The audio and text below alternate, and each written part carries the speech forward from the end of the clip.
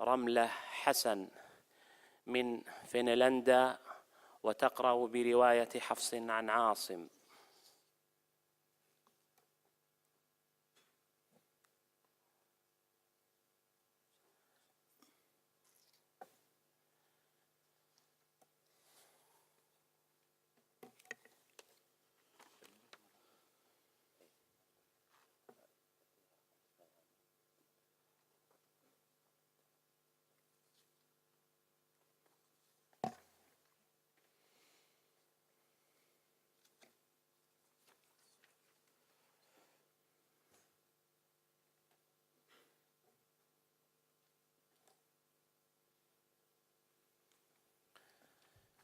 على بركة الله نبدأ.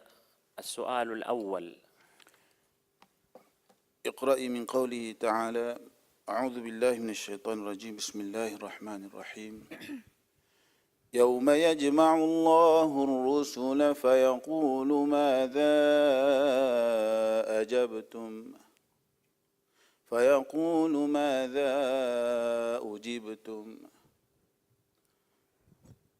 أعوذ بالله من الشيطان الرجيم. بسم الله الرحمن الرحيم. يوم يجمع الله الرسل فيقول ماذا أجبتم قالوا لا علم لنا إنك أنت علام الغيوب.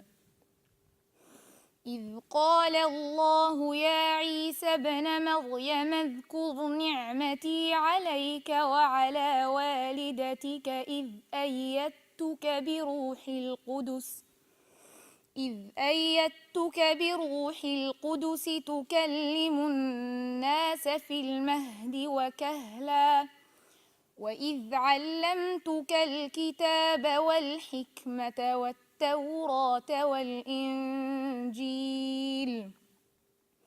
وإذ تخلق من الطين كهيئة الطير بإذني فتنفخ فيها فتكون طيرا بإذني، وتبرئ الأكمه والأبرص بإذني، وإذ تخرج الموتى بإذني، وإذ كففت بني إسرائيل عنك إذ جئتهم بالبينات فقال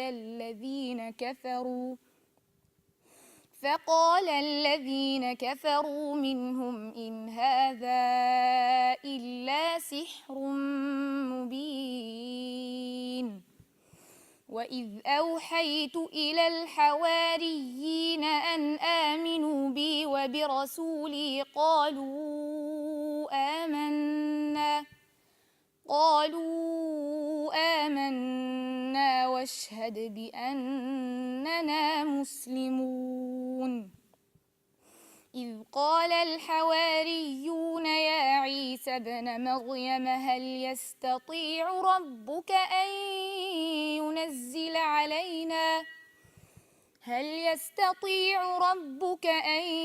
ينزل علينا مائدة من السماء؟ قال اتقوا الله إن كنتم مؤمنين. قالوا نريد أن نأكل منها وتطمئن قلوبنا ونعلم أن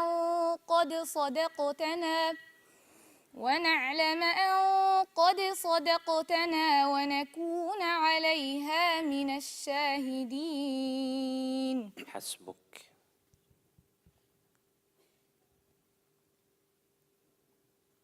السؤال الثاني: اقرأي من بداية سورة النحل. بسم الله الرحمن الرحيم. أتى أمر الله فلا تستعجلوه سبحانه وتعالى عما يشركون ينزل الملائكة بالروح من أمره على من يشاء من عباده أن أنذروا أنه لا إله إلا أنا فاتقون خلق السماوات والأرض بالحق تعالى عما يشركون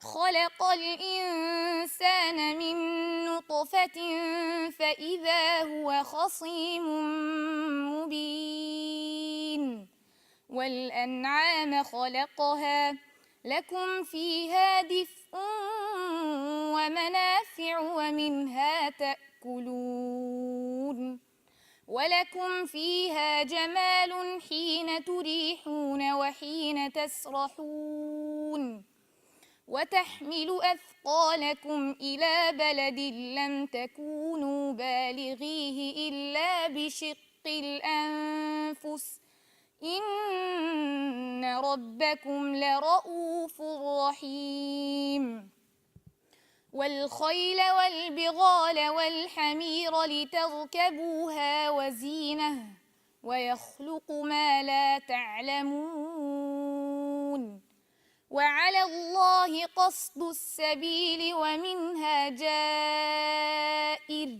ولو شاء لهداكم أجمعين هو الذي أنزل من السماء ماء لكم منه شراب ومنه شجر فيه تسيمون ينبت لكم به الزرع والزيتون والنخيل والأعناب ومن كل الثمرات إن في ذلك لآية لقوم يتفكرون. حسبك.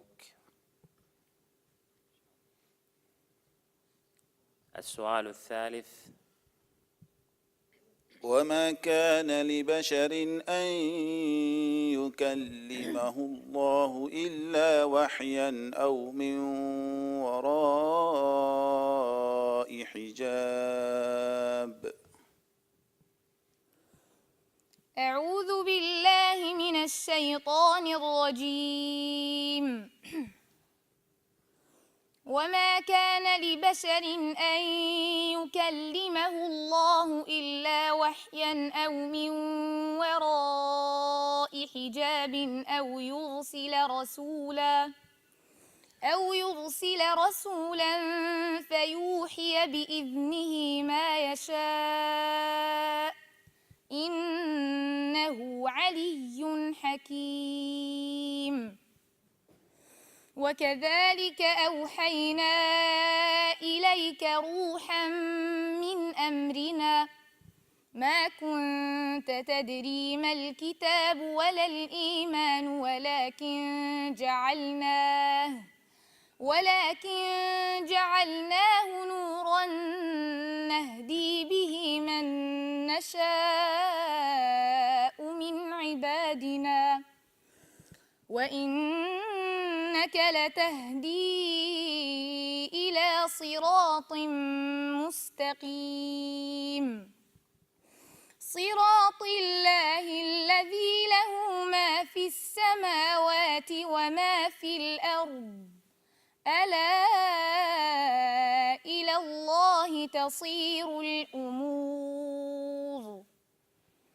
بسم الله الرحمن الرحيم. حميم والكتاب المبين إنا جعلناه قرآنا عربيا لعلكم تعقلون وإنه في أم الكتاب الكتاب لدينا لعلي حكيم أفنضرب عنكم الذكر صفحا أن كنتم قوما مسرفين وكم أرسلنا من نبي في الأولين وما يأتيهم من نبي إلا كانوا به يستهزئون فأهلكنا أشد منهم بطشا ومضى مثل الأولين ولئن سألتهم من خلق السماوات والأرض ليقولن خلقهن العزيز العليم الذي جعل لكم الأرض مهدا وجعل لكم فيها سبلا لعلكم تهتدون. أحسنت وبارك الله فيك.